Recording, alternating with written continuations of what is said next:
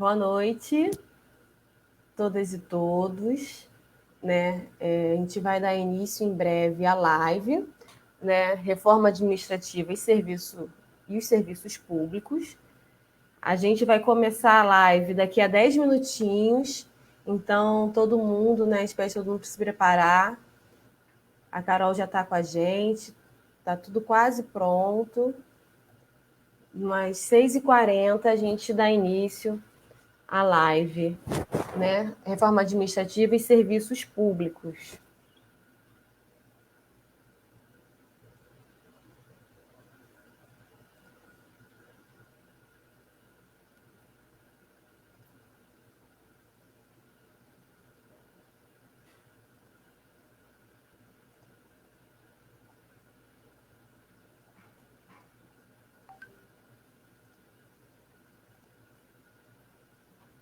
Boa noite, todo mundo aí que está entrando. A gente vai começar a live daqui a uns instantes, daqui a 10 minutinhos, às 6h40, né?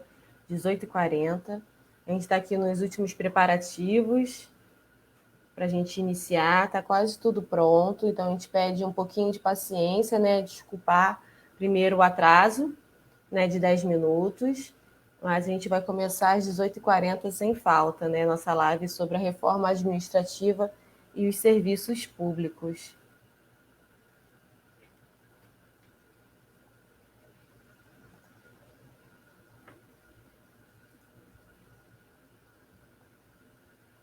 Boa noite, quem está entrando agora. Daqui a pouco a gente vai iniciar a live.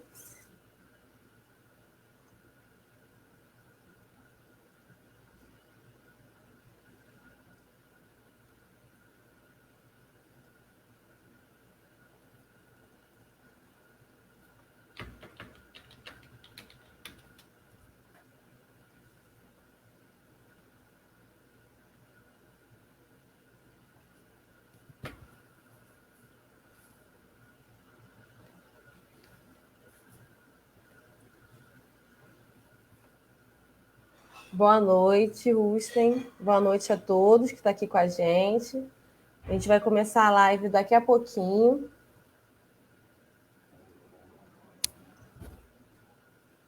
Aí todo mundo já aqui, já está... Acho que nos últimos ajustes, acho que consegue até começar antes, né?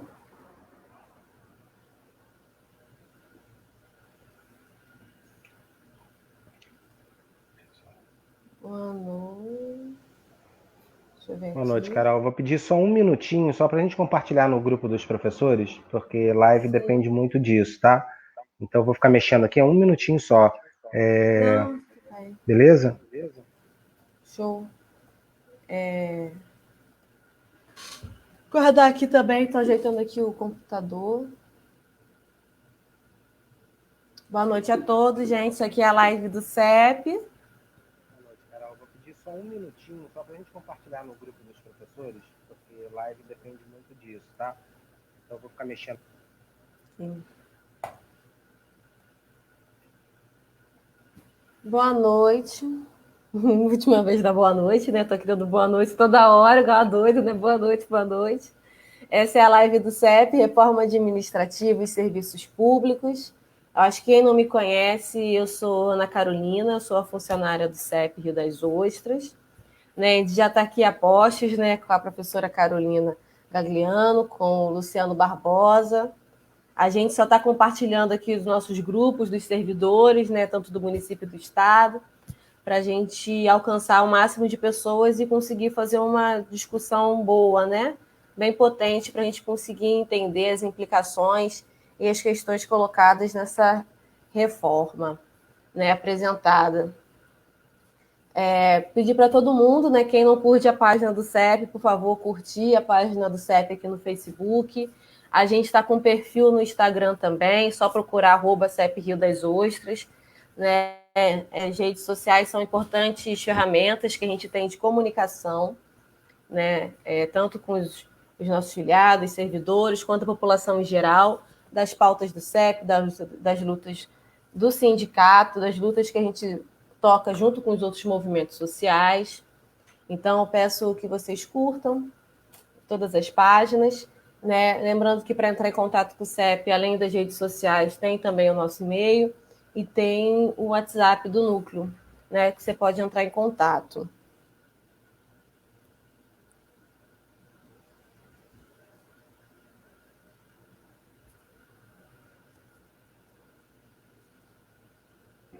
Ana Oi? Carolina, você tem como Oi. falar o número do núcleo para fazer o cadastro e o e-mail?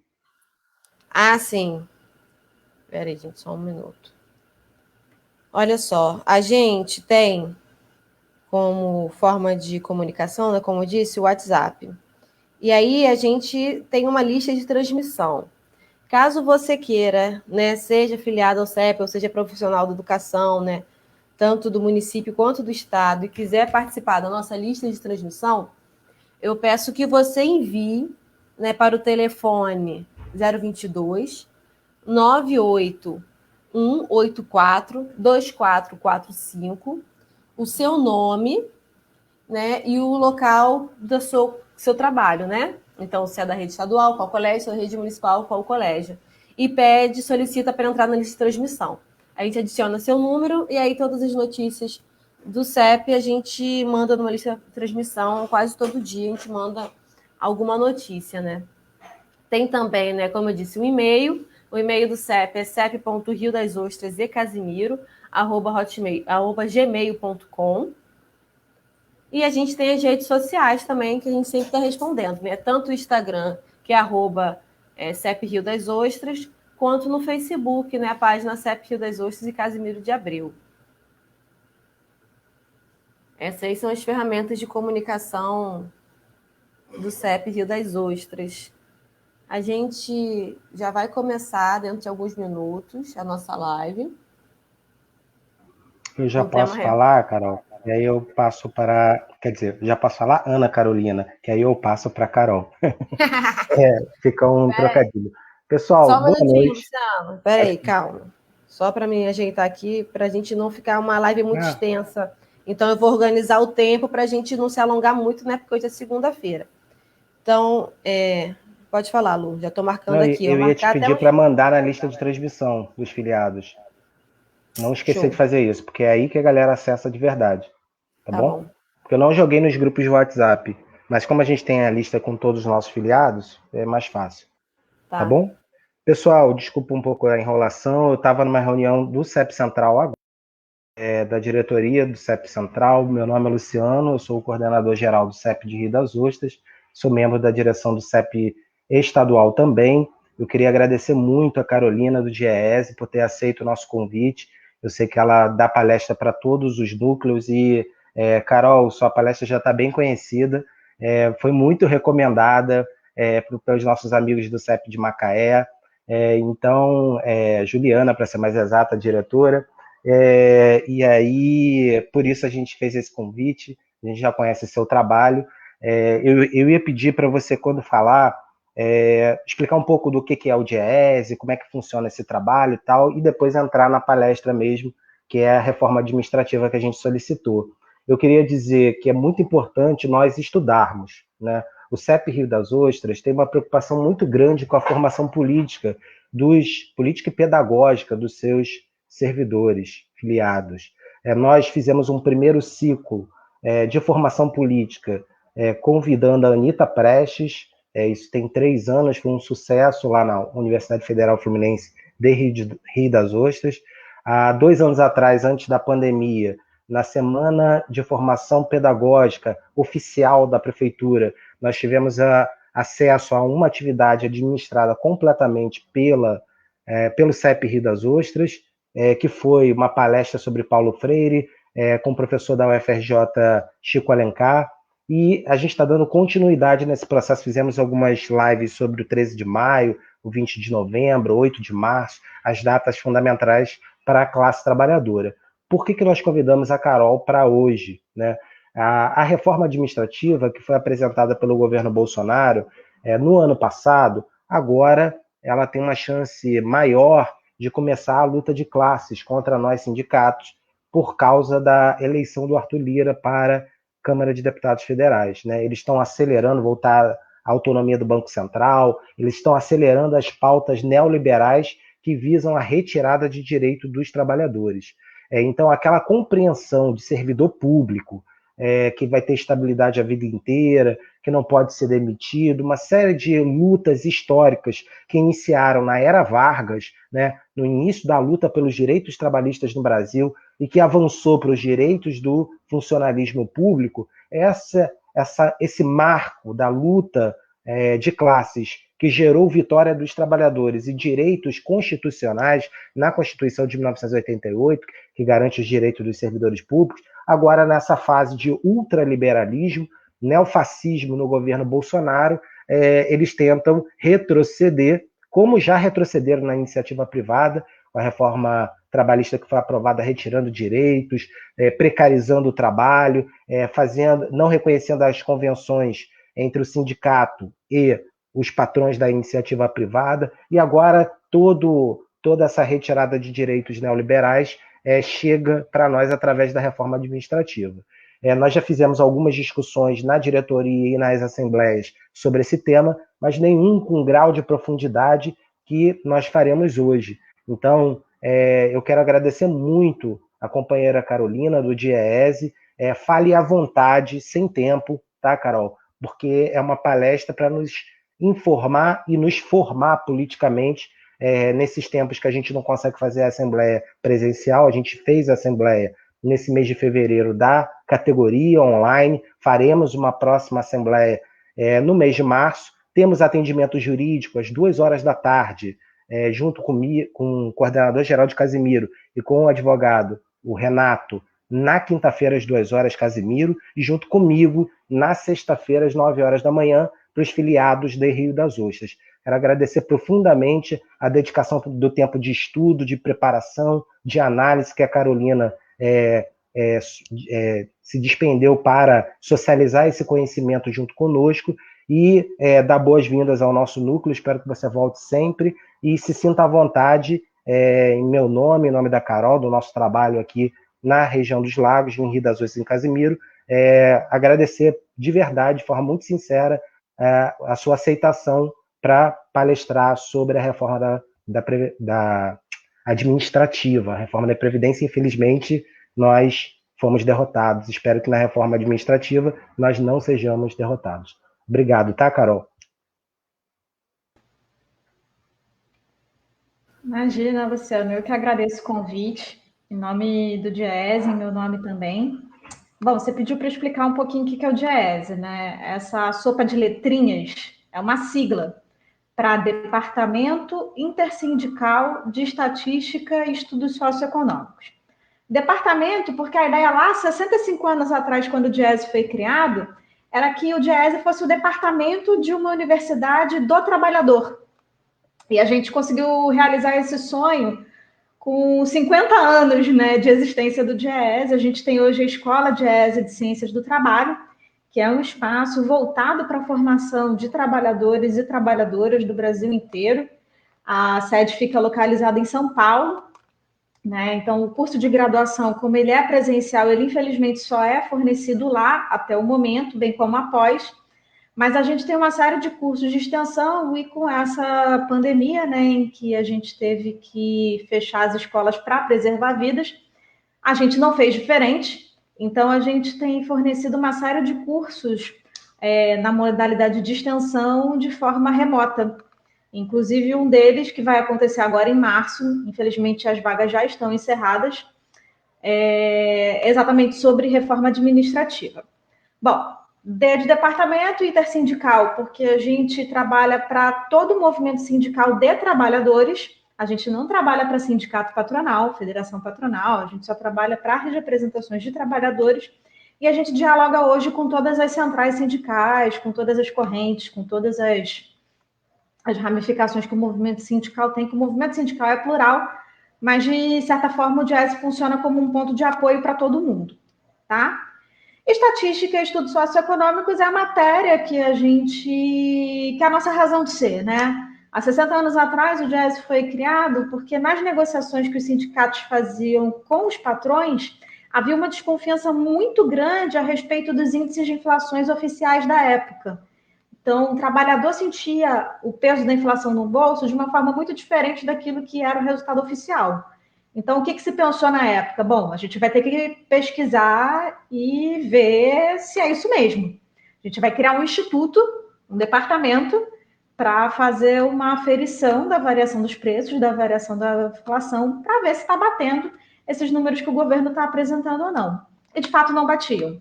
Então, os índices inflacionários naquela época, lá atrás, do Diese, eram sempre muito maiores do que os do governo, do que os oficiais do governo, né?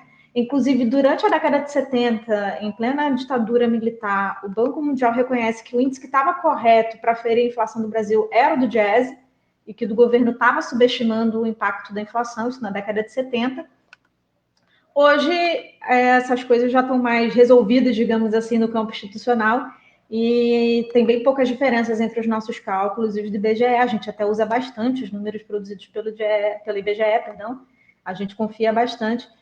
E, de certa forma, o trabalho nosso foi se diversificando, né? Se antes era muito voltado para a questão da inflação, conforme a agenda dos trabalhadores vai ficando mais complexa, né? Porque a gente está falando hoje de reforma administrativa, o Luciano mencionou a reforma da Previdência, tem uma série de outras medidas tramitando que dizem respeito aos trabalhadores, então, conforme essa agenda vai ficando mais complexa para os trabalhadores, ela fica mais complexa para a gente também dentro do Diese. Então, hoje a gente faz um monte de coisas que a gente não fazia naquela época lá atrás na criação, tá?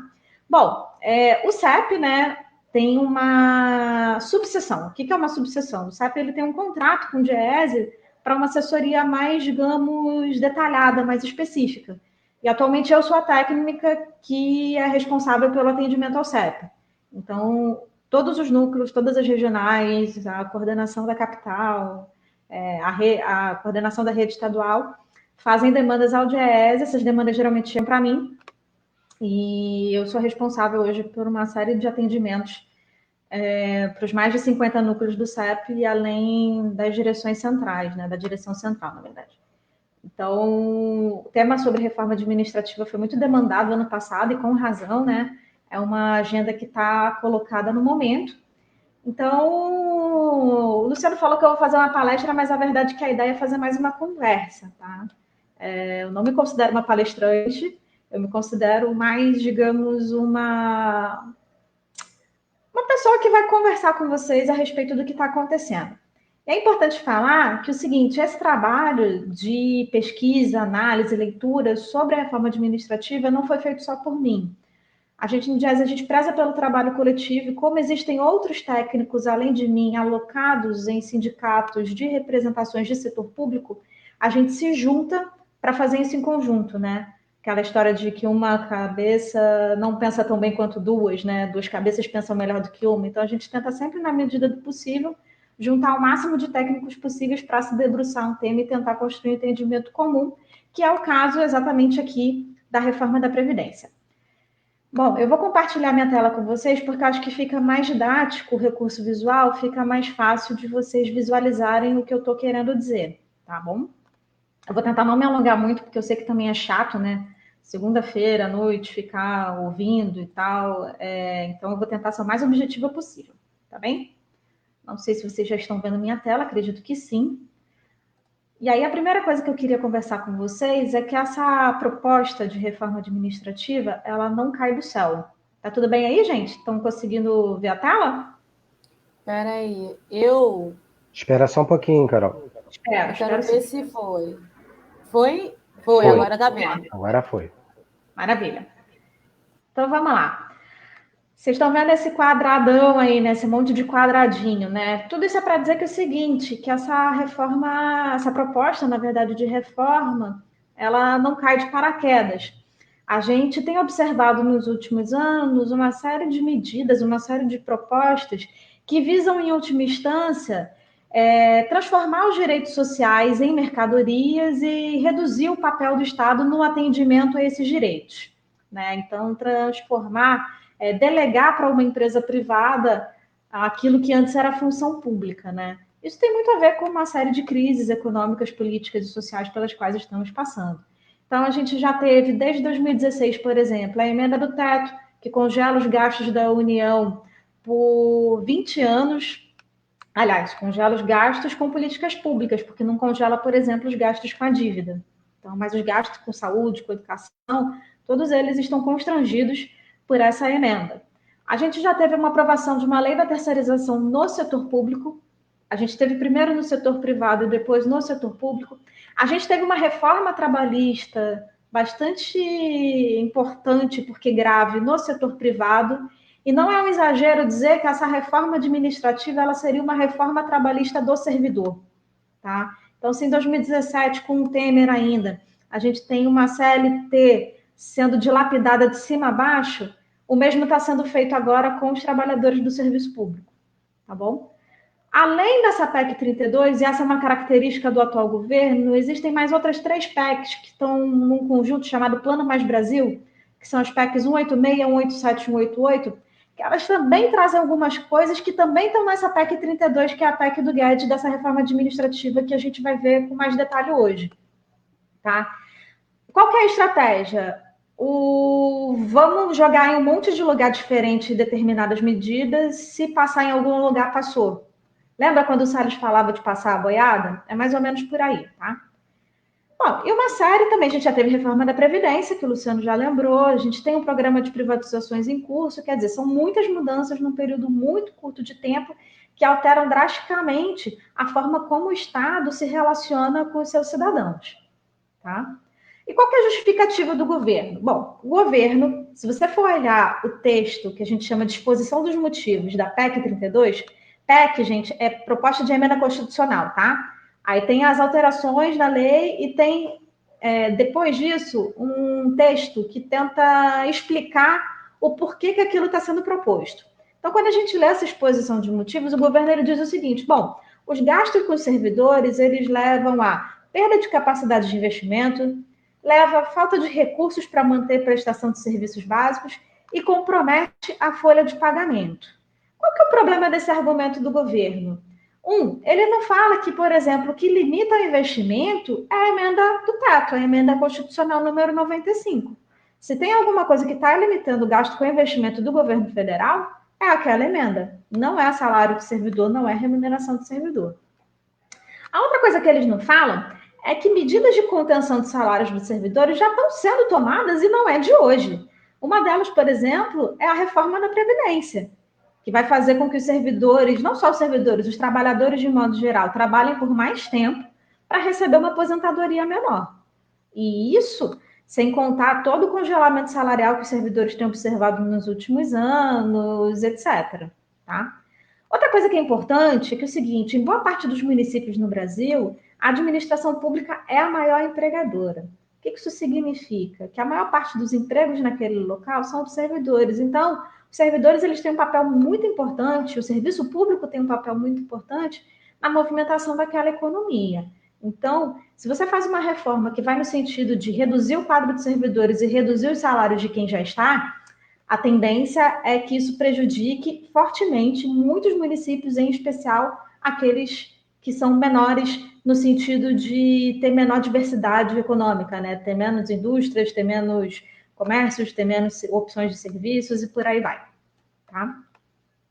Bom, só para vocês terem uma ideia, uma coisa que é muito falada é que tem um certo excesso, tem um inchaço da máquina de servidores no Brasil e que não é verdade. Se você for olhar esse gráfico, essa barra, ela representa, cada uma dessas barrinhas, ela representa o quantitativo de servidores em relação ao total de empregos, tá? Essa barra vermelha aí no meio, para a esquerda, ela é a média da OCDE. A OCDE são os países desenvolvidos, tá? A barra amarelinha é o Brasil, né? Então, a gente tem mais ou menos 12 servidores para cada 100 empregos no total, né? 100 empregos formais. Então, a gente está bem longe da média dos países desenvolvidos, que chega a 17, quase 18.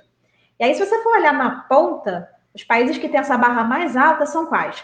Noruega, Suécia, Dinamarca, Finlândia, aqueles países chamados de países nórdicos, que são internacionalmente reconhecidos por serem provedores do que a gente chama de estado de bem-estar social, né?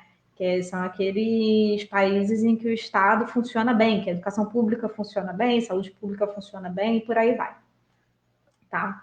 Então, percebam como a gente está longe ainda do patamar da média dos países desenvolvidos e mais longe ainda do patamar desses países considerados como referência no atendimento ao cidadão, tá? Só para vocês terem uma ideia, tem um outro argumento também que fala que o setor público é ineficiente, o serviço público é ineficiente. Vamos pegar só um exemplo aqui, que são os valores por aluno nas escolas públicas e o valor por aluno nas escolas privadas. Então, eu não vou me alongar nessa tabela porque ela é muito grande, mas se a gente pega aqui o ensino fundamental, séries iniciais urbanas, o valor por aluno no ano passado, 2020, era cerca de R$ 3.700, tá bom?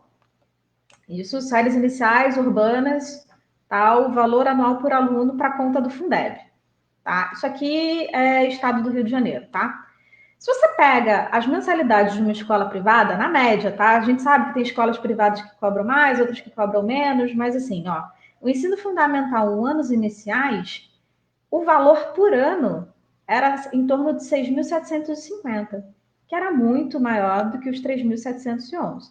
Sem contar que o ensino público oferece refeição, oferece a merenda, e uma série de outras coisas. Então, quer dizer, na verdade, o serviço público, na educação, por exemplo, em outras áreas também, ele acaba fazendo muito mais com muito menos recurso. Então, não dá para falar que o serviço público é ineficiente no Brasil, não. Tá? Não de forma generalizada.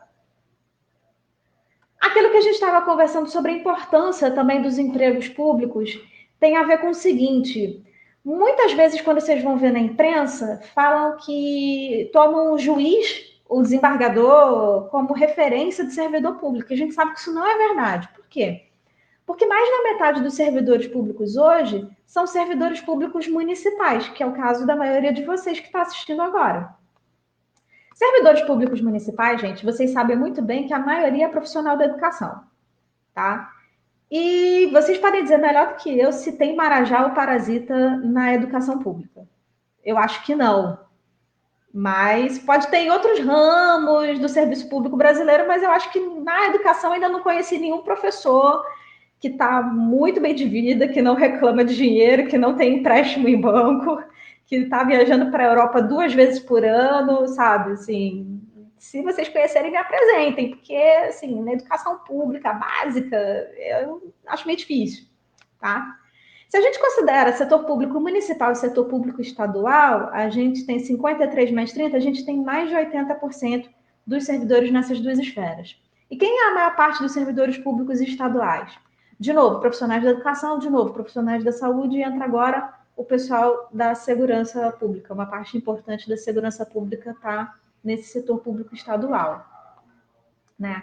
Esses são dados de 2018, naquela época a gente tinha mais ou menos 10 milhões de servidores no Brasil, sendo que 8 milhões e meio, na verdade, estavam ou nos estados e nos municípios. Ou seja, aquele argumento do servidor público como Marajá, como parasita, não para em pé se a gente simplesmente olha o perfil dos servidores no Brasil, né? Quem é o servidor público no Brasil? Não é o desembargador, não é o chanceler, não é o juiz sequer. Então, é muito complicado quando a gente toma a parte pelo todo e faz essas generalizações, tá? Então, aquilo que a gente estava falando, hoje quase 40%, né, dos servidores são ou profissionais da educação ou da saúde, né? E olha só, mais da metade recebiam até 4 salários mínimos, né? Então, 4 salários mínimos dá cerca de R$ 4.000. Está longe de ser um salário de Marajá, pelo menos a meu ver. Eu posso estar errada, mas penso que vocês vão pensar da mesma forma do que eu. Tá? A gente falou aquilo é média, né? Mas se a gente for olhar no serviço público municipal, a mediana, isso em 2018, tá? Mas não deve ter mudado muito porque boa parte dos salários estão congelados. A mediana no serviço público municipal era de R$ 2.000. O que isso significa? Que metade dos servidores no serviço público municipal ganhavam até R$ 2.000. Bom, se vocês não achavam que R$ 4.000 era salário de Marajá, R$ 2.000 é menos ainda, metade. Né? No estado, 3.600, arredondando 3.700. Tá certo? Então, eu vou pular aqui as informações, senão a gente vai alongar muito. Que eu queria chegar nesse ponto aqui, que eu acho que ele é importante. Eu não sei se vai dar para enxergar, mas se você for pesquisar algumas notícias que ocorreram principalmente no ano passado, tem algumas falas do ministro da Economia dizendo o seguinte: O topo do funcionalismo ganha pouco, o salário é até de R$ 39 mil. Temos que aumentar o teto salarial do funcionalismo para valorizar a meritocracia. Não me pergunta qual que é a relação entre uma coisa e outra. Não vou saber explicar como é que funciona a cabeça desses caras. Por outro lado, é o mesmo cara que vai dizer que a reforma administrativa vai trazer uma economia de 300 bi em 10 anos, tá? E é o mesmo cara que vai falar que reajuste para servidor é um crime contra o país. Pera, a gente viu que 40% dos profissionais, dos servidores públicos, são profissionais da educação e da saúde. A maioria ganha salário de até R$ 4 mil. Então, é com esses que a gente vai economizar? Se o salário, o reajuste desses servidores é um crime, como é que a gente vai aumentar o teto do funcionalismo? Percebe como a conta não fecha? Ou percebe como que, na verdade, o projeto é um projeto que privilegia um certo alto escalão em detrimento dos demais servidores? E quem são esses demais servidores? São o que eu estou chamando aqui, para pegar uma expressão que está bem em uso no momento, linha de frente. E o que eu quero dizer com linha de frente? São os servidores que lidam diretamente com o cidadão. Vocês, nas escolas, vocês estão lidando diretamente com os cidadãos, com as crianças, com seus pais e responsáveis.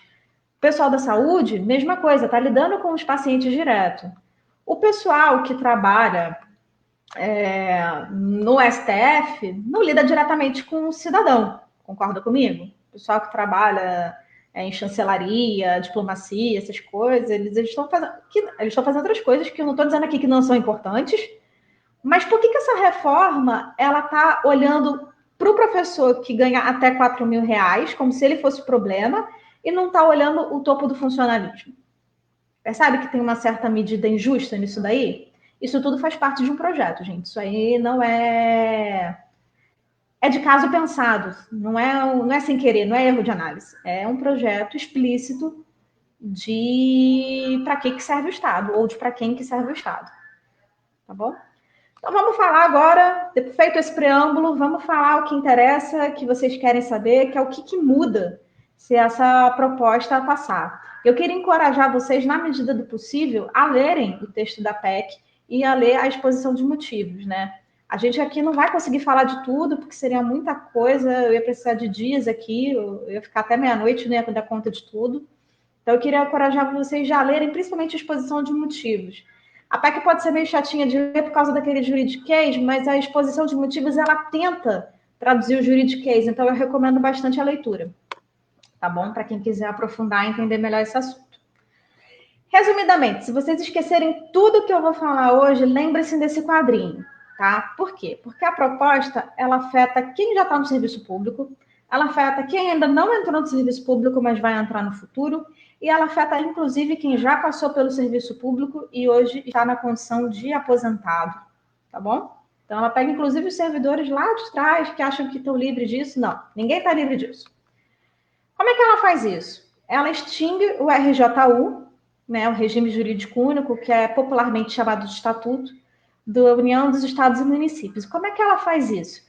Ela faz isso quando ela cria 5 tipos de vínculos, de contratos diferentes com a administração pública. Daqui a pouco eu explico melhor esses 5 tipos de vínculos, tá? Ela facilita o desligamento do servidor, ela flexibiliza a estabilidade, e aí a gente vai falar também sobre estabilidade. Ela possibilita a retirada de direitos e benefícios dos servidores que estão hoje na ativa. Ela incentiva instrumentos de cooperação, a gente vai falar também um pouquinho mais sobre eles daqui a pouquinho.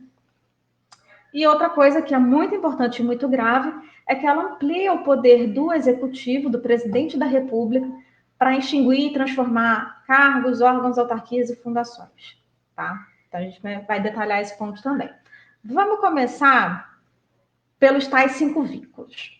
Hoje, existe um vínculo de serviço público prioritário, na teoria, tá, gente? Eu sei que na prática não é bem assim, que as prefeituras fazem um monte de burla e tal, mas, assim, na teoria, existe o vínculo estatutário, o servidor público tem que fazer concurso, ele tem que ser aprovado nesse concurso, depois disso ele vai tomar posse, e aí ele vira um servidor estatutário, tá?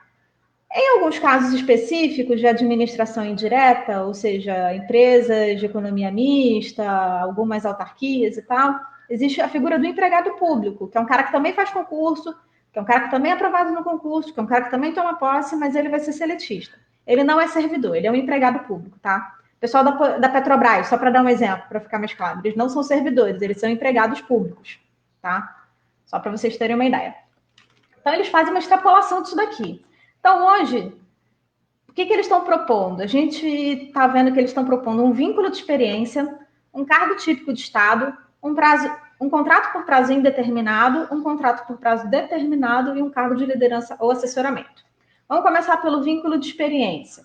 O vínculo de experiência, ele seria mais uma etapa do concurso público, tá? Deixa eu voltar aqui, ficar mais fácil. Então, não basta agora fazer uma prova, passar e se classificar no concurso público. O servidor, ele vai passar pela prova e ele vai ficar um tempo trabalhando nesse vínculo, que é um vínculo precário, e no final ele pode ser efetivado ou não, tá? Qual é o critério para ele ser efetivado? A avaliação de desempenho. Mas, entrou uma leva e todo mundo foi muito bem avaliado, mas uma parcela vai sair. Por quê? Porque a lei fala isso. A proposta de emenda constitucional fala isso. Uma parcela obrigatoriamente vai ser dispensada.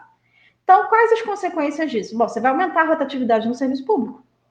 Você vai gastar com treinamento, verba pública, com um cara que não vai ser treinado para nada depois de um tempo, né? Então, esse cara, ele não tem estabilidade. Ele está ali para fazer número e depois ele vai ser dispensado, tá bom? Tinha alguma outra coisa para falar sobre o vínculo de experiência? Sim. Importante eu falar sobre o vínculo de experiência, que é o seguinte. No setor privado, o trabalhador, quando ele é dispensado, se ele for seletista, né, ele tem FGTS seguro-desemprego. A proposta de emenda à Constituição não fala absolutamente nada sobre esse vínculo de experiência, tá? Então, provavelmente, esse servidor ele vai sair com uma mão na frente e outra atrás, para utilizar uma expressão popular, tá bem? Outra coisa é o cargo típico de Estado. Hoje, o cargo típico de Estado é quem? É juiz, desembargador, defensor, promotor, diplomata, auditor fiscal. É o topo do funcionalismo público, tá? Apenas para esses cargos é que está sendo pensada a estabilidade nos moldes que a gente conhece hoje e a contribuição para o regime próprio de previdência como a gente conhece hoje. Então, eles vão fazer o concurso, vão passar pelo vínculo de experiência e depois eles vão ter estabilidade. Tá? Mais ou menos como funciona hoje, exceto por essa parte do vínculo de experiência. E os demais mortais, que não seriam cargo típico de Estado, entrariam nesse contrato por prazo indeterminado, que está sendo pensado, gente, para toda a área técnica do governo. E o que é a área técnica? Saúde, educação, toda a parte operacional, digamos assim, isso é considerada a parte técnica. Então, todos esses servidores entrariam no prazo indeterminado e eles, portanto, não teriam estabilidade. Tá? Eles poderiam ser demitidos a qualquer tempo, que nem no setor privado. Tá? Além disso, gente, tem outros dois cargos que me preocupam muito pelo seguinte, porque eles não vão passar pelo concurso. Obviamente que eles também não terão estabilidade. Um é prazo determinado, que já meio que existiu por um tempo ano passado com a MP 922, mas a ideia é generalizar isso. Então, o poder público vai contratar por medida de seleção simplificada. Eu sei que algumas prefeituras já fazem isso para cargos de docência. Mas é tipo a figura do professor substituto, mas assim, generalizando para todo o serviço público, né? Então, e outro que me preocupa muito é o cargo de liderança e assessoramento. Carol, por que você está preocupada com isso? Ele é tipo cargo de comissão hoje, só que mais amplo. O que isso significa? Que qualquer prefeito, governador, presidente vai poder nomear e desnomear. E a lei não fala sobre preferência dos servidores de carreira para ocupar determinados postos de liderança, por exemplo, como é hoje. E a lei também não fala, por exemplo, qual que é o quantitativo máximo desse tipo de contrato. Ou seja, no final, isso dá uma grande brecha para você lotear as prefeituras e os governos com os amigos do rei. Percebe o problema disso? Então, essa daqui, para mim, também é bastante grave. Vamos tomar uns exemplos recentes, assim. O servidor público de carreira, por que ele tem estabilidade? Ele tem estabilidade exatamente para que ele possa, com argumentos técnicos, se contrapor a mandos e desmandos do governo de ocasião. O governo passa, o Estado fica, o servidor também. O servidor, enquanto peça da representação do serviço público, A estabilidade não é um benefício da pessoa, porque não pode fazer nada e não ser demitida. A ideia não é essa.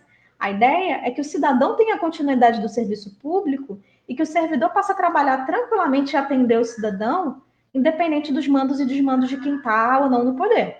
Tá? Então, a estabilidade ela é importante não é para o servidor, ela é importante para mim, que sou cidadão, que sou usuário do serviço público.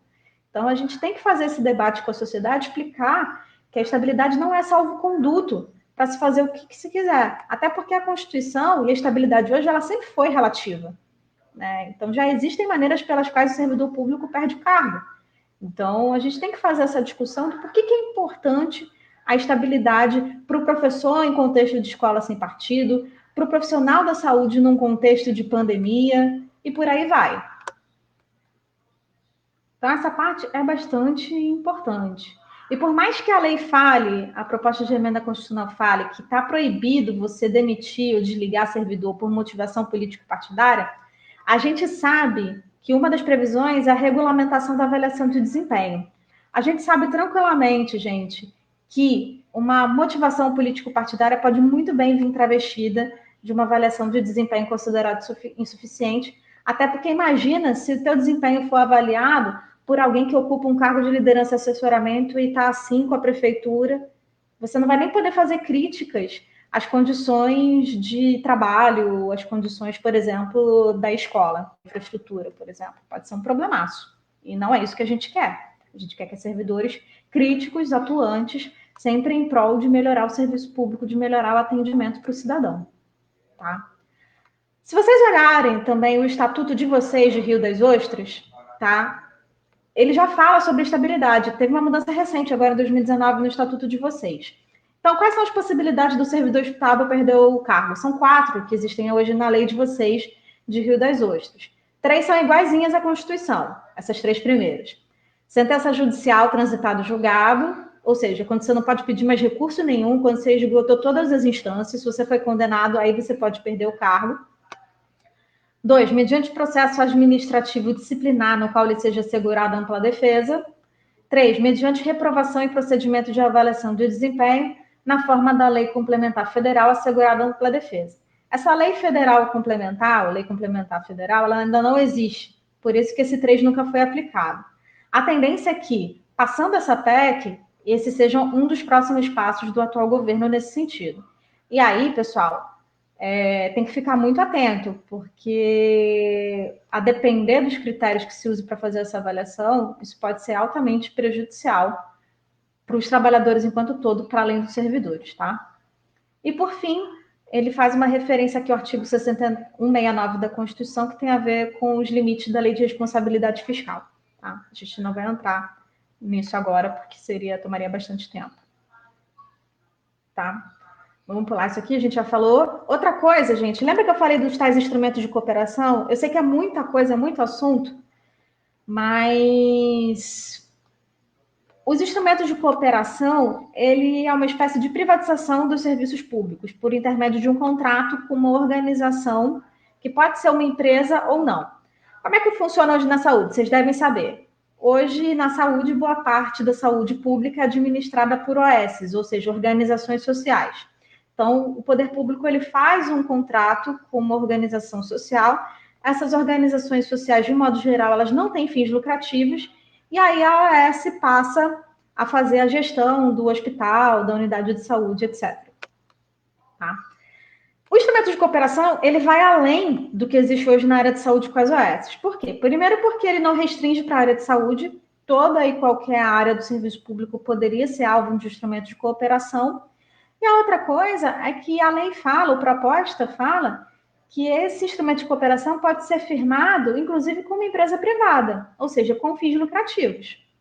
Então, você imagina, por exemplo, o Grupo Croton ganhando um contrato com o governo municipal, vou pegar um exemplo aqui, para administrar a escola da professora, qualquer professora Zezinha, em Rio das Ostras. Poderia acontecer, a lei permite isso. E aí, gente, nem adianta ficar discutindo se a gente vai colocar professor como carreira típica de Estado ou não, porque no limite vai virar todo mundo empregado do setor privado trabalhando no serviço público. Percebe o problema? Percebe o tamanho da mudança que isso provoca? Percebe o tamanho da gravidade? Imagina um grupo escolar desses privado colocar o seu pessoal para trabalhar dentro de uma escola pública e vocês tendo que conviver com outros trabalhadores, com outras formas de contrato, com outros salários, com outras cobranças e não tão participantes na luta pelas melhores condições de salário e de trabalho nas escolas. Pode ser um problema bastante grave, tá? Outra coisa que é importante é que a PEC, ela veda a concessão de direitos e garantias para os servidores públicos, como férias em período superior a 30 dias, adicionais por tempo de serviço, licenças de tempo de serviço, etc. Eu não vou ler todos os quadradinhos aqui não, tá? Mas o que isso pode pegar para vocês em Rio das Ostras? Hoje, no estatuto de vocês têm a previsão, no artigo 60, de receber adicional por tempo de serviço. Se essa PEC passa, na forma como ela está escrita, pode ser que esse inciso 2 do artigo 60 ele caia meio que da noite para o dia. E a prefeitura fala, olha, não, passou aquela emenda constitucional, eu não posso mais dar adicional por tempo de serviço para vocês, porque a Constituição não me impede. Outra coisa, vocês também têm licença-prêmio. Licença-prêmio geralmente é decorrente do acúmulo de tempo de serviço. Ela também poderia ser posta a perder no caso dessa proposta ser aprovada nos termos em que ela se encontra hoje, tá? Eu vou falar essa parte. Eu queria falar um pouquinho sobre essa parte da Previdência, né? Eu falei no início que que essa reforma, ela pega os servidores aposentados. Por que ela pega os servidores aposentados? Eles não estão mais trabalhando. Então, como é que atinge esses servidores? Simples. Lembra que eu falei aquele quadro lá dos 5 vínculos? Vamos voltar aqui neles. Rapidinho. Tá? Ó, vocês percebam aqui que desses 5 vínculos, essa última linha aqui, só um que obrigatoriamente vai contribuir para o regime próprio. O vínculo de experiência, a depender da decisão da prefeitura, do governo do estado, da União, ele vai contribuir para o INSS ou para o regime próprio, e o prazo indeterminado também. O que isso significa? Significa que, na verdade, vai ter menos gente contribuindo para o regime de previdência, para o regime próprio de previdência. Isso significa que vai ter menos dinheiro entrando no regime próprio de previdência. O que significa que provavelmente a gente vai aumentar o déficit do regime de previdência, porque a tendência é que mais pessoas aposentem, sendo que não vai ter mais gente para contribuir. E aí, olha só, se a gente for olhar a reforma da Previdência, a reforma da Previdência ela autoriza uma cobrança, digamos, de uma alíquota extraordinária para os servidores ativos, para os servidores aposentados e também para os pensionistas para cobrir esse déficit. O déficit que não é culpa do servidor, mas o servidor que paga a conta. Inclusive o servidor que já aposentou ou o pensionista desse servidor. Então, olha o tamanho da encrenca aí, né? Então, é uma coisa para se ter muito cuidado. Para mostrar também que essa luta não é só de quem está nativo, ela é de todo mundo, tá bom? Eu vou pular essa parte aqui, tá? Para a gente chegar nessa parte que fala sobre a fragmentação da base sindical e como é que isso afeta a luta coletiva por melhores condições de trabalho e de remuneração, né? Se a gente combina a terceirização que já está autorizada no serviço público com os instrumentos de cooperação, mais esses contratos loucos que eles estão inventando, a gente tem facilmente a substituição de trabalhadores grevistas. A gente tem também a pulverização da representação. Vocês imaginam aquele exemplo, um servidor estatutário dividindo o mesmo local de trabalho com um trabalhador contratado por uma empresa que fez um instrumento de cooperação com o governo. Então, você vai ter sindicatos diferentes representando esses trabalhadores. A gente vai ter instrumentos diferentes regendo as normas coletivas desses trabalhadores. E isso reduz a capacidade de ação coletiva. E a experiência mostra que, de modo geral, essa predominância dos contratos de curto prazo implica em sindicatos mais fracos. E sindicatos mais fracos implicam em maior dificuldade para a criação de uma identidade comum, para uma luta coletiva, para um movimento de mobilização, etc. Lembrando que, no serviço público, os servidores já não têm direito à database e também não têm direito à greve regulamentado específico para o setor público, né? Então, é um cenário muito nefasto, esse é o que se avizinha. Tá? Eu vou falar essa parte aqui das empresas estatais para falar aqui sobre aquela parte dos superpoderes do presidente da República. O que eu estou chamando de superpoderes do presidente da República? O presidente, por meio de decreto, se não aplicar o método de despesa, ou seja, com uma simples canetada, o presidente vai poder extinguir cargos de ministro de Estado, cargos em comissão, cargos de liderança e assessoramento, funções de confiança, gratificações de caráter não permanente. Ele vai poder criar, fundir, transformar e extinguir ministérios e órgãos a ele diretamente subordinados. Ele vai poder extinguir, transformar e fundir entidades da administração pública autárquica e fundacional, ou seja, da administração indireta. Então, só para dar um exemplo, vocês imaginam se um determinado presidente, ao sofrer, digamos, com a divulgação de dados por órgãos técnicos como IBAMA, como o INPE, como o CNPq-Bio, como o ICMBio, desculpa, o Instituto Chico Mendes, ele resolve extinguir essas entidades, ou resolve fundir essas entidades numa só. Imagina se um presidente qualquer assim dispõe com alguns órgãos públicos e resolve simplesmente com uma canetada extinguir, ou transformar, ou fundir esses órgãos, né? Como é que ficaria, por exemplo, a nossa política ambiental? Para citar um exemplo bastante concreto, né? Como é que ficaria, por exemplo, hoje a Controladoria Geral da União, ela tem status de ministério. Então, imagina se um presidente puder extinguir com uma canetada o órgão que é responsável pelo controle das contas públicas da União, que é o responsável por zelar pela transparência, por averiguar casos de corrupção, etc. Isso pode ser um problema bastante grave para todos nós, servidores ou não. Por fim, gente, eu queria pensar, eu estou acabando com vocês, que a reforma ela afeta todo mundo, inclusive quem não é servidor. Por quê? Porque quando você tira o concurso público como principal porta de entrada do setor público, a gente está dizendo que essa seleção ela vai ser mais personalizada. O que significa isso? Que o prefeito, o governador ou o próprio presidente vai poder colocar mais amigos do rei ali dentro. Isso não necessariamente implica em maior qualidade do serviço público, né? Você não necessariamente está selecionando as pessoas mais qualificadas para aquele cargo. Você está selecionando provavelmente mais puxa-sacos, né? Isso tem um impacto gritante na qualidade do serviço público como um todo, né? Então, você imagina você lotear o serviço público com um monte de amiguinhos, com um monte de laranjas. Por isso que o pessoal chama essa PEC de PEC da rachadinha, percebe? A possibilidade aí de colocar um monte de amigo, né? Mesmo de laranja, enfim, um monte de gente que não vai estar a serviço do Estado, mas vai estar a serviço do governo, do mandatário de plantão, tá? A estabilidade a gente já conversou que não é um privilégio dos servidores, é para garantir a continuidade do serviço público, independente das mudanças político-partidárias, né? A retirada ou flexibilização da estabilidade, ela abre muita margem para a corrupção, né? Com a utilização da máquina pública para fins particulares, né? E não fins públicos, não fins coletivos.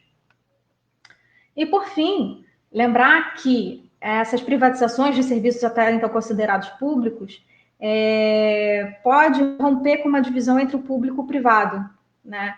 De modo geral, se a gente for olhar as notícias sobre as organizações sociais, geralmente tem um deputado ou um vereador que é dono da empresa com a qual se fez o contrato da AES. Hoje a notícia é de que o responsável pela organização social de um hospital daqui de Niterói, onde eu estou falando, o Azevedo Lima, desviou 2 vacinas para vacinar seus enteados. Olha a complicação nisso daí, né? Nesse tipo de existência de contrato, né? Então, é algo muito sério, muito grave, que tem que ser considerado pela sociedade como um todo, né?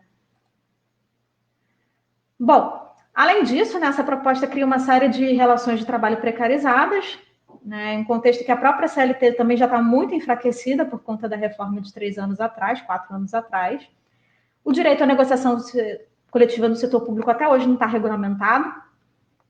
A gente tem um país que a gente tem baixos salários e com maior precarização das relações de trabalho no setor público e no setor privado, a tendência é que a gente piore as condições de vida dos trabalhadores como um todo, né? Além do que, se esse acesso ao serviço público, que a gente sempre defendeu gratuito, universal, de qualidade, pode ficar cada vez mais restrito se vier uma empresa e cobrar uma taxa pela possibilidade de exercer aquele serviço para o cidadão autorizada, chancelada e contratada pelo poder público, tá?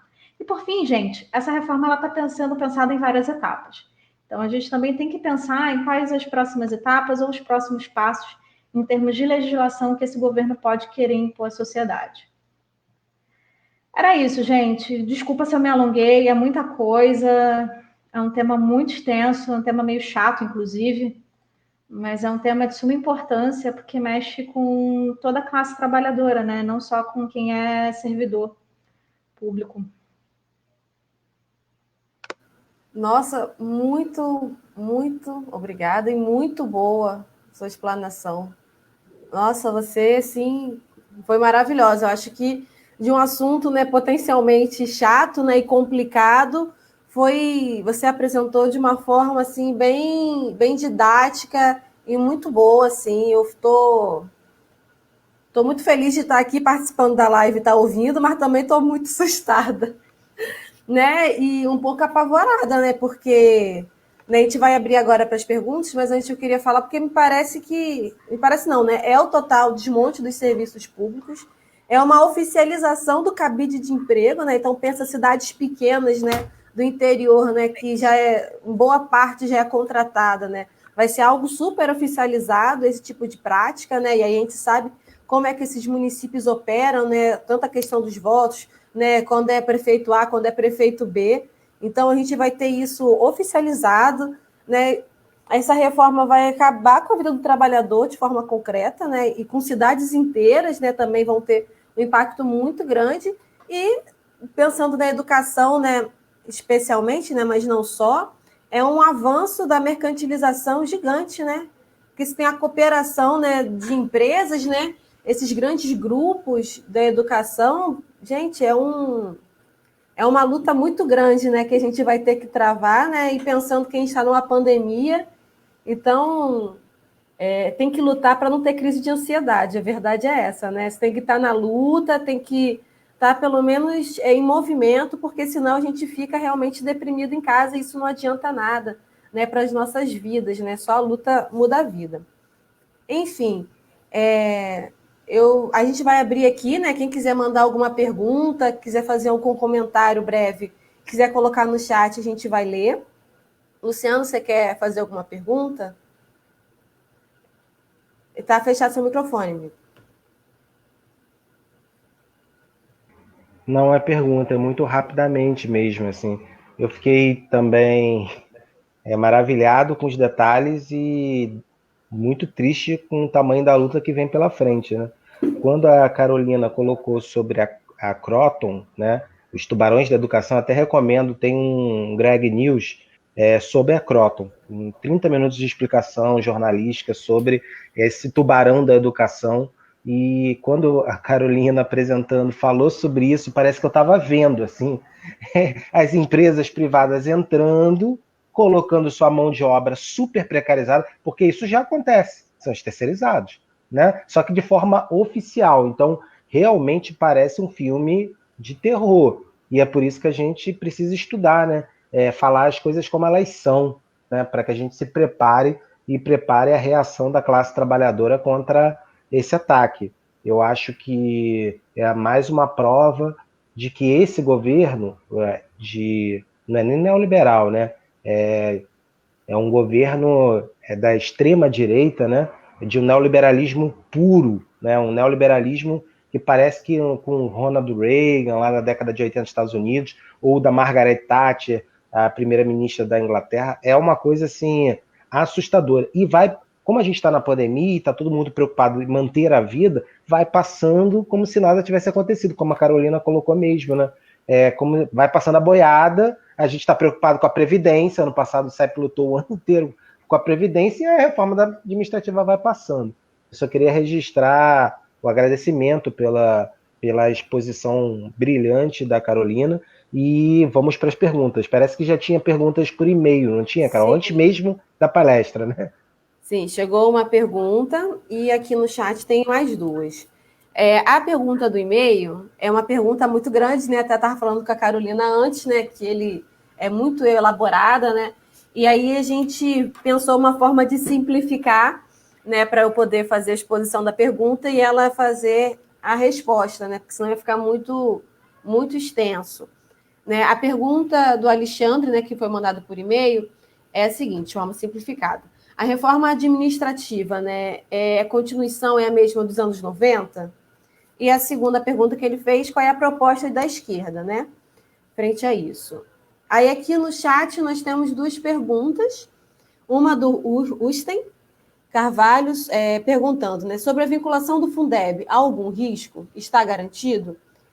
E uma terceira pergunta, que é do Beto Almeida, qual é a possibilidade política de aprovação do texto integral dessa reforma? Aí aqui, há mais uma pergunta, né, para fechar um bloco, é a Eulália Gomes, que perguntando se vai atingir as universidades públicas e estatais, ou vai ter, né, uma legislação próxima a ela. E, por fim, para fechar agora de verdade, né, o Beto Almeida está perguntando como está a tramitação da reforma administrativa e se dá tempo, né, de sair a vacina para a gente ir para a rua. O negócio é complicado, né, porque a vacina também tá numa fila sem fim. Só rindo para não chorar. Pode ir falando, Carol. Fica à vontade. Tá, então vamos começar pela pergunta do Alexandre, né? O Alexandre lembrou que essa história de reforma administrativa não é a primeira vez que aparece. A última que a gente teve foi uma no governo Fernando Henrique. E aí ele me pergunta se é a mesma ou não e tal. Ela é parecida, só que pior, tá? Porque a reforma do Bresser Pereira, ela falava em descentralização, ela falava em desconcentração, mas ela não era tão agressiva no que dizia respeito às possibilidades de loteamento, né, da máquina pública, e menos ainda em relação às possibilidades de... Ela era menos agressiva nessa coisa de você colocar empresas privadas para fazer o atendimento do setor público e menos ainda nessa coisa do loteamento dos cargos. Então, eu acho que essa é uma reforma muito piorada. Ela é muito mais drástica, ela é muito mais grave, ela é muito pior do que aquela dos anos 90. E se tem proposta da esquerda, eu acho que não. Eu acho que isso é um problema. Porque eu acho que a gente, se tem uma coisa que acho que a gente já deveria ter aprendido a essa altura do campeonato, é que não adianta falar não a PEC 32 e não apresentar nada no lugar. Né? A gente falou que não ia ter Copa, teve Copa. Né? A gente falou que não ia ter reforma da Previdência, teve reforma da Previdência. Então é importante, sim, que as esquerdas se articulem e proponham. Tá, do jeito que está hoje é o que a gente quer? Sim ou não? O que a gente acha que pode melhorar? O que acha que a gente tem que manter? Por aí vai. Tá? Em relação à vinculação do Fundeb, que é uma outra discussão, e aí eu falei com vocês no início que tem várias coisas tramitando além dessa PEC 32, né? Naquele plano Mais Brasil que eu mencionei rapidamente, que são as PECs 186, 187 e 188, se eu não me engano, a 186, ela fala sobre retirar os mínimos constitucionais, sobre flexibilizar os mínimos constitucionais de saúde e educação. A emenda do teto, ela também, de certa forma, já flexibiliza esses mínimos com saúde e com educação previstos na Constituição, né? Então, o que eu posso dizer hoje, Rusten, é que não existe nada garantido, tá? O Fundeb, novo Fundeb, ele ainda não está totalmente regulamentado. Essa discussão ainda vai atravessar 2021. Mas a verdade é que não existe nada garantido em termos de legislação. A legislação sempre pode ser alterada para bem ou para mal. Então, eu não diria que está nem que sim, nem que não. Tá bom?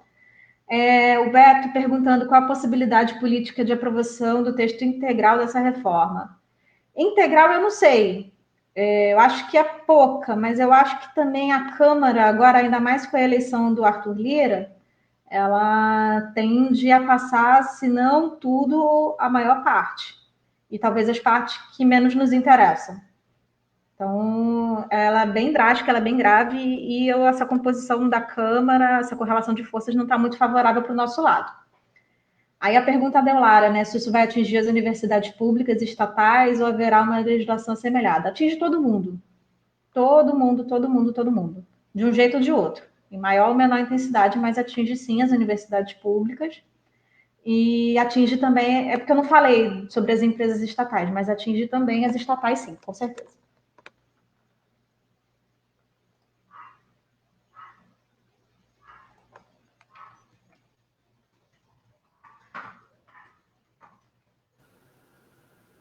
Acho que foram essas perguntas. Né? E a questão da tramitação, acho que é a última pergunta, né? Como está a tramitação? Bom, então, ela vai passar agora para a Comissão de Constituição e Justiça, né? Pode ser que algumas outras PECs sejam apensadas, ou seja, quando você apensa, quando você anexa um monte de projeto que trata mais ou menos da mesma coisa e tenta passar tudo em conjunto. Deve ter um substitutivo em breve dessa PEC, que já tem um monte de emendas de deputados em relação a isso. Eu acho que o governo está fazendo de tudo para aprovar nesse primeiro semestre ainda. E, bom, com o ritmo atual de vacinação, com o pessoal calculando que todo mundo vai ser vacinado só em 4 anos, se continuar do jeito que está, estou achando complicado esses tempos casarem. Então, talvez a gente tenha que buscar formas alternativas de fazer essa disputa. Acho que essa disputa não pode deixar de ser feita. E também acho que ela tem que ser feita em segurança. Então, a gente vai ter que ser criativo nessa brincadeira. Com certeza, né? De complicado. Então, enfim, não tem mais nenhuma pergunta. Eu acho que... Ô, Luciano, seu microfone. Deixa eu fazer um rápido comentário, até para Sim. ver se aparece mais alguma questão, sobre a questão da greve presencial ou não, né? Nós estamos em greve na rede estadual, na rede municipal nós não estamos em greve, porque as aulas só voltam a partir do dia 30 de abril, se voltar, né? Aqui, felizmente, a gente conseguiu fazer muita pressão, a gente teve greve no ano passado, remota, né, em casa, uma greve de apostila, e seguimos em negociação pressionando o governo para que as aulas não voltem de forma presencial. Mas eu queria dizer de forma muito transparente a dificuldade objetiva da situação, né? É uma sinuca de bico, porque a primeira política do CEP, Central e de Rio das Ostras, é a greve pela vida, né? Ou seja, se nós não voltamos às aulas porque sabemos que vai contaminar os alunos e os professores, só voltaremos com vacinação, infelizmente, é difícil a gente juntar pessoas para pressionar. É objetivo, eu não vou ficar em cima do muro, eu vou falar as coisas como elas são. Não existe mágica na política. Eu não me sinto seguro, e não estou falando que a Carol falou isso não, tá? Eu só estou dialogando mesmo. Eu não me sinto seguro de chamar nenhuma manifestação presencial para que morra um amigo de trabalho que trabalha comigo há 10, 15 anos e depois diga, mas foi o CEP que convocou. O CEP convocou todo mundo de máscara lá, o cara pegou a doença e morreu, porque as pessoas morrem em 10 dias. E já morreram mais de 100 de filiados do CEP. O CEP tem 80 mil filiados na base. Eu estava na reunião da direção do CEP Central agora, a gente não tem os dados exatos, mas o levantamento dos núcleos, cerca de 100 pessoas já se foram da nossa categoria. Então, realmente, nós precisaríamos de uma greve muito forte. Isso atrapalhou a luta contra a reforma da Previdência, é óbvio, né? Nós não conseguimos fazer marcha para Brasília, como a gente sempre fez. Aí bota lá 8 ônibus do CEP, cada sindicato manda ônibus, bota lá 100 mil pessoas em Brasília. Não conseguimos fazer nada disso, porque estamos com uma dificuldade objetiva, que é como preservar a vida e lutar ao mesmo tempo. E aí as redes sociais, e aí novamente agradecendo a Carolina, isso aqui é uma forma de manifestação. É a única? Claro que não. Vai mudar só estudando e fazendo live? Claro que não. Mas é um passo. Primeira coisa antes de lutar é nós compreendermos o tamanho do ataque. Nós esperamos que tenha vacinação, e aí tem a ver com quem tem mais esperança no governo federal e quem tem menos. Eu estou entre o grupo dos que tem menos, né? Não tem nenhuma confiança da vacinação, infelizmente. Tomara que eu esteja errado, né? Porque eu quero vacina. Tomara que nesse ponto eu esteja errado, né? Mas a gente realmente é uma sinuca de bico, é uma situação muito complexa. E que daria para fazer uma greve geral do funcionalismo público, né? Daria para a gente fazer como aquela greve dos 100 mil contra a educação, quando teve aqueles cortes bruscos da educação há 2 anos atrás, e botamos 100 mil na Avenida Presidente Vargas e na Rio Branco. Só que no momento não dá para juntar 100 mil, porque as pessoas vão se contaminar. Então, realmente, eu sempre falo isso nas assembleias do CEP, nunca imaginei viver uma situação tão complexa e tão difícil, e uma correlação de forças tão desfavorável, as coisas têm que ser ditas como elas são, né, por parte da classe trabalhadora. Se eu olhar para o Congresso, a reforma administrativa tende a passar. Agora, cabe a nós fazer barulho, pressão política, porque por que só Rio das Ostras, não só, mas no estado todo, mais de 40 municípios, a gente não voltou às aulas, nossa data do dia 30? Porque é muita pressão. Né? A gente não está se autoelogiando, não, é muita pressão. Porque o secretário municipal de Rio das Ostras sabe que a gente faria greve, porque a gente já fizemos ano passado, por causa da regência, e faríamos de novo. Mas essa correlação de forças daqui da cidade é a mesma no estado como um todo? Me parece que não, por essa dificuldade de aglutinar pessoas e mobilizar. Não tem uma solução. Para mim é horrível fazer falas que eu não tenho a resposta. Né? Então, e aí, Lúcio, o que a gente vai fazer? Bem, eu espero que as pessoas sejam vacinadas para a gente fazer greve presencial contra a reforma administrativa. Porque eu acho que não há um dia nacional de paralisação com a CUT, com a CNTE, com todas as entidades nacionais. Queria só fazer esse desabafo porque a apresentação foi brilhante, falou o que é mesmo, só que cria uma depressão na gente que a gente precisa se preparar para lutar, como a Ana Carolina colocou perfeitamente, né? A gente não pode ouvir isso e desanimar e ir para casa. A gente tem que ouvir isso para aumentar a atenção, participar mais ativamente da Assembleia do CEP. Nós teremos a Assembleia em março, da rede municipal, temos a Assembleia da rede estadual, e só a luta muda a vida, é o nome da nossa chapa. É só lutando que a gente vai mudar as coisas, mesmo que nesse momento a luta presencial não é a luta que nós, diretoria do CEP, defendemos. Carol, surgiu alguma pergunta? Não, então, não surgiu nenhuma pergunta, também já são 7h40. Eu acho que a gente pode ir encerrando, né? Acho que a Carolina pode fazer um fechamento. E aí a live, né, gente, lembrando, vai ficar salva no perfil da página, né, do CEP. Então, se Deixa eu fazer conhece uma alguém... propaganda, Carol. Sim. Ó, me parece, diversas vezes a gente responde o Facebook e parece que as pessoas ainda não entenderam na pandemia como funciona o CEP Rio das Ostras. Parece que não entenderam. Então, é chato, mas eu vou repetir. Nós temos uma lista de transmissão, onde os filiados podem falar com os diretores de forma direta e objetiva dentro do horário comercial, é claro. Então, a primeira coisa é se cadastrar e receber o WhatsApp, que não é bloqueado, você pode perguntar, responder, retrucar.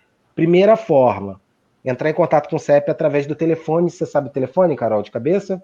Não, né? Sim, eu estou aqui, Fala. já peguei aqui o número. É 022 98 184 2445.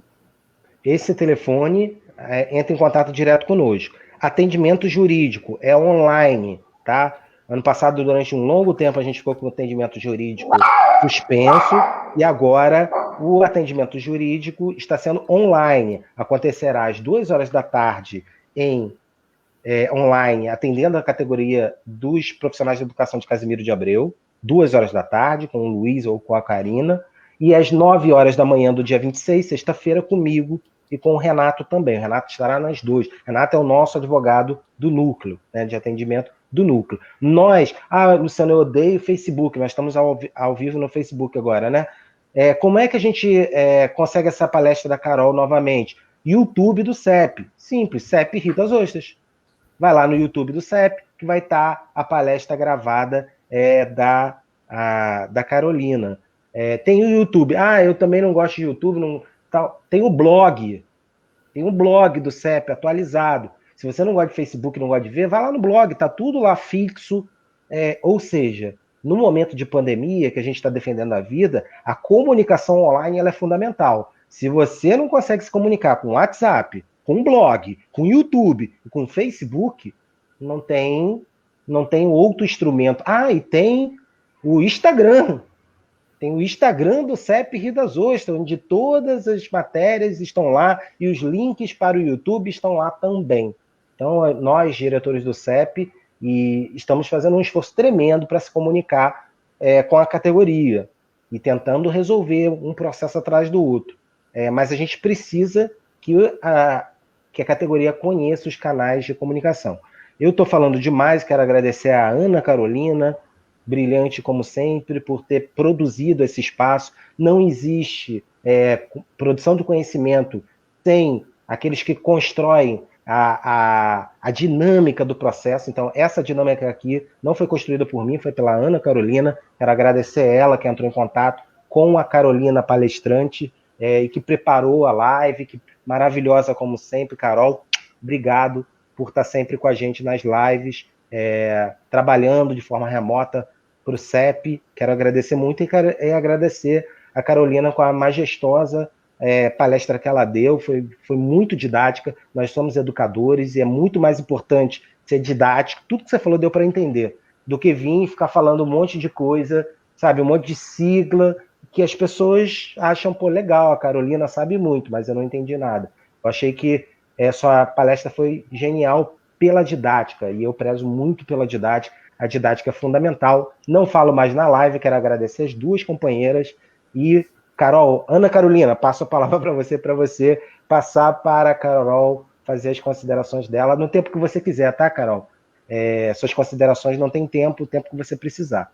Obrigado, Ana Carolina. Obrigado, Carolina. Ai, obrigada, Luciano. Carol, pode lançar sua fala para encerrar nosso debate. Bom, eu queria novamente agradecer a vocês pela acolhida, pelo espaço, dizer que eu estou torcendo também muito pela vacina, porque quando estivermos vacinados, eu sei que essa atividade provavelmente vai ser presencial. Eu adoro Rio das Ostras. Muito tempo, inclusive, que eu não passo em Rio das Ostras. Estou com saudades, inclusive, especial das praias. Seja bem-vinda. Vou adorar ir aí de novo. Eu tenho encerrado essas lives, assim, de modo geral, desde a reforma da Previdência. Eu entrei no CEP e logo em seguida começaram as discussões da reforma da Previdência, né? Então, já tem uns 3 anos que eu estou nessa toada de ser a portadora das más notícias para o CEP. Então, e não é um trabalho agradável, gente. Tem um custo emocional alto, tem um custo psicológico alto, tem um custo físico alto. Mas o que eu queria dizer para vocês é o que eu tenho dito de modo geral em todos os núcleos que eu tenho oportunidade, que tem a ver com uma fala que uma amiga minha fez para mim, que eu acho que ela explica bem esse momento. Essa minha amiga, ela é cientista, né, da área de ciências biomédicas, né, ela é biomédica, na verdade, e ela é uma dentre as centenas de pesquisadores que estão atuando na construção de uma vacina contra a Covid-19. E ela falava um negócio que me tocava muito, porque eu sempre ficava muito mal, porque vocês ficam muito mal, e eu fico muito mal, e fica aquele gosto amargo na boca, aquele clima de derrota. Mas ela falou para mim assim, Carol, a gente que é cientista, e eu, quanto cientista social, quando a gente fala, ó, não vai ter leito, quando fala, olha, vai colapsar o sistema de saúde, quando fala que vai dar ruim, não é que a gente está torcendo para isso, sabe? A verdade, a gente está falando isso para quem tiver o poder de fazer alguma coisa, fazer no sentido disso não acontecer. Então, nós que somos cientistas, a gente sempre apresenta o pior cenário para quê? Para evitá-lo. Então, quando eu trago todas as informações ruins aqui para você, não é dizendo que, olha, vai acontecer, é dizer, olha, se a gente não fizer nada, é que isso acontece.